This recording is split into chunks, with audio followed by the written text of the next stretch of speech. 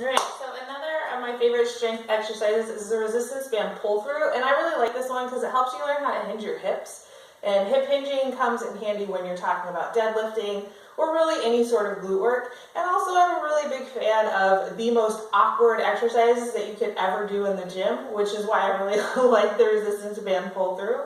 So you can see that mine is, I have a resistance band set up around my squat rack right here, looped around at the bottom, just like this. I hope you can see it.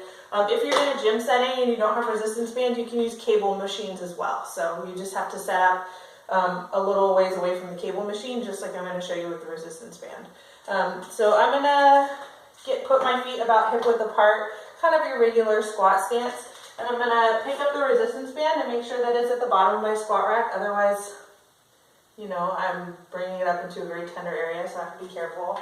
And then I'm going to walk apart away from the anchor until I can kind of feel like it's pulling me back through my legs. And because you might be doing this for the first time, you don't want a ton of resistance because you're going to fall backwards on your butt or you're going to hit yourself in a very gentle region. So just be careful. All of the movement here is going to come from your hips. It's not going to come from your knees. So your knees are going to be slightly bent and you're actually going to keep your arms straight like this down here. See, nice and straight.